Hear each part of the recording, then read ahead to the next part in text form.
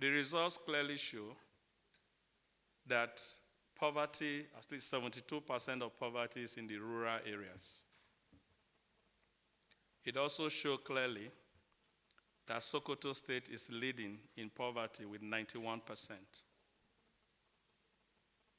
But the surprising thing is Bayelsa being the second in terms of poverty rating in the country.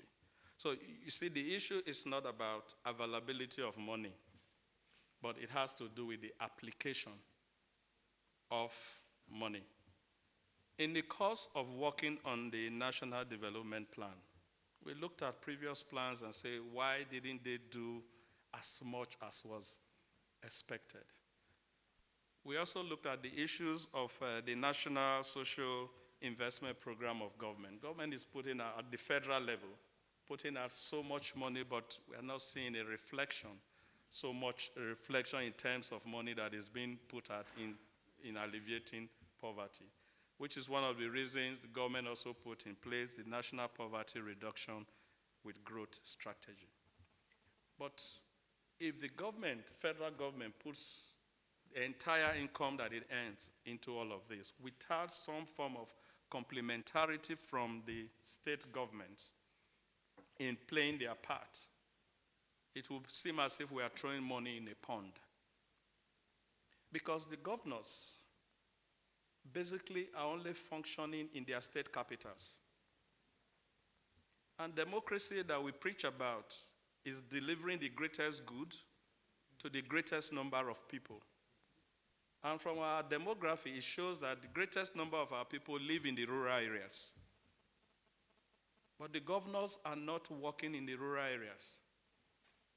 Right now, 70% of our people live in the rural areas. They produce 90% of what we eat.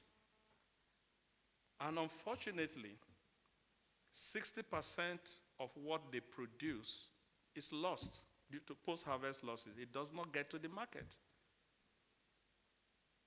When we talk about food prices, like I mentioned right now, as driving inflation, prices of food at the farm gates are low.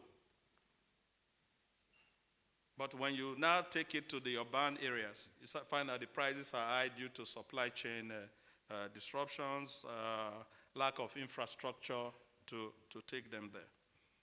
I think on the federal government side, we are doing our best, but we need to push that rather than governors continue to compete to take loans to build airports that are not necessary, where they have other airports so close to them, or governors now competing to build flyovers all over the place, and we applaud them. They should concentrate on building rural roads so that the farmer can at least get their product to the market.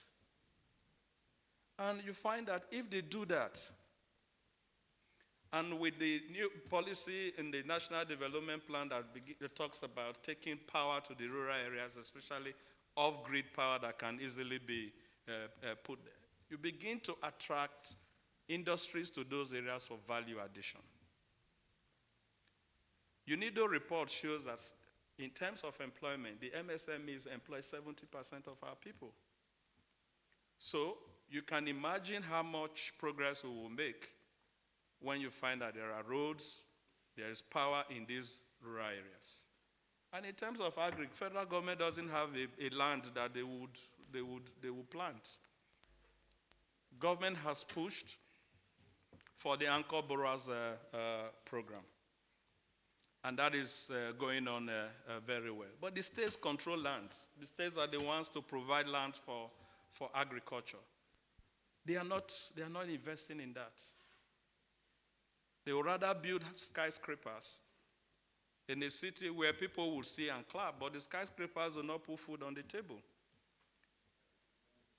Like I always say, if you look at the Abraham Maslow's hierarchy of needs, he says you have to take care of the basic needs of individuals first before you begin to talk about self-actualization. So we need to take care of the issues of food, nutrition, housing, and clothing for our people before we begin to think of how to go to the moon and begin to build flyovers and airports in the state capital. That is the missing link, which we need to push so that we will be able to catalyze growth. But continuing to say federal government or my sister Zainab and I, what are we doing?